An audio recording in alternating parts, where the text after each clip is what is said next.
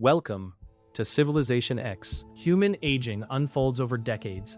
Drug discovery timelines were built to move slower than the biology we need to measure.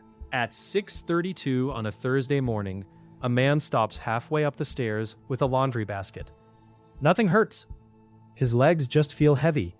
In the kitchen, his daughter asks him something twice. He answers a beat late. That half second matters, because aging is rarely one event. It is many repair systems drifting at once. Jean Calment reached 122 years and 164 days, the current human age. But for most people, the real prize is not a record. It is keeping strength, mental speed, and independence before decline turns into diagnosis. Companies like Insilico Medicine are attacking that problem with AI. Its platform took one drug from target identification to phase 1 in under 30 months. Traditional timelines are usually 4 to 6 years. The machine is not guessing. It compares molecular changes across cells, tissues, and time to rank targets that may drive aging itself. The claim here is precise. Aging may be less like general wear and more like a stack of measurable failures. If those failures can be read early, edited selectively, and tested against real outcomes, then 120 stops sounding mystical and starts looking like an engineering target with a brutal validation problem. Cells age in layers. DNA accumulates damage. Proteins misfold. Mitochondria lose efficiency. Telomeres shorten. Gene activity drifts into older patterns. Some cells enter senescence. They stop contributing, but keep releasing inflammatory signals that damage nearby tissue. Scientists soon discovered something unexpected. Aging is not one process. The framework grew from 9 hallmarks in 2013 to 12 in 2023. That matters because separate failures can be measured separately. Epigenetic clocks do this by reading DNA methylation patterns. Steve Horvath's clock uses 353 methylation sites to estimate biological age and predict disease and mortality risk, more precisely than birthdays can. This is where AI changes the search speed. New models track molecular snapshots of cells across time and infer which genes are linked to aging and age-related disease. As Christina Theodoris put it, aging unfolds over timescales that are almost impossible to model directly in human cells. So the model helps identify targets before decades-long studies finish. As of early 2026, more than 173 AI-discovered drug programs were already in clinical development. 94 in phase 1, 56 in phase 2, and 15 in phase 3. Reported phase 1 success rates run around 80 to 90%, versus historical ranges of roughly 40 to 65%. But here's where it gets counterintuitive. Faster discovery does not mean one cure. Different tools hit different layers. Senolytics such as dasatinib plus quercetin have reduced senescent cell burden in humans. That is one of the first signs that clearing zombie cells can move from mice into people. James Kirkland's group argues this may delay multiple diseases by removing cells that poison tissue function. CRISPR attacks another layer.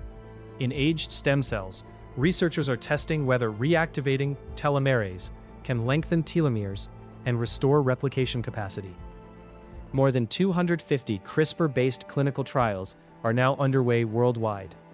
In June 2026, Scribe Therapeutics was cleared to test a one-time liver edit that silences PCSK9 to durably reduce LDL cholesterol. That is clinically important, but it is not systemic anti-aging.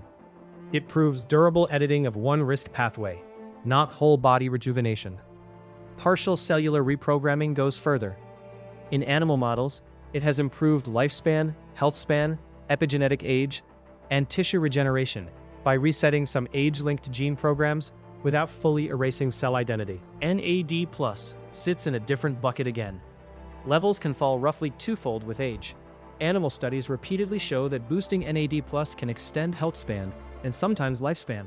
Human trials so far mainly show safety and modest metabolic benefit. Even simpler organisms are yielding clues.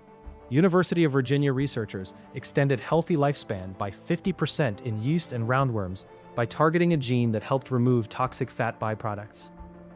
So what has this achieved? Real human signals, not proof of a 120-year life. We can measure biological age with clocks, clear some senescent cells in humans, and deploy one-time gene editing against a risk factor. The bottleneck has shifted. For most of medical history, discovery was the slow part. In longevity, proof may now be slower than invention. A younger biomarker over months is common. Proven extra healthy years over decades are much harder. Within 5 to 15 years, clinics may combine epigenetic clocks, AI-ranked drugs, Senolytics, and selective gene edits for people at high risk of frailty or cardiovascular decline. George Church has argued we may approach longevity escape velocity by 2035. But solving that creates an entirely different problem. Arthur Kaplan's warning is the right one. These are interventions healthy people may take for decades. Early access will likely cluster in wealthy clinics first, turning longevity into a privileged subscription before a public health tool. Longer lives would also strain retirement systems, resources, and power structures if health span does not rise with lifespan. The man on the stairs is the real test. Not whether a chart says his cells look younger, but whether he climbs without stopping, answers on time, and keeps his independence. Can future clinical trials prove that combining epigenetic age measurement with targeted interventions, Senolytics, AI-designed drugs, and precise gene editing reduces not just biomarkers, but the lifetime risk of frailty, dementia, cardiovascular disease, and loss of independence in humans over decades? The constraint is real.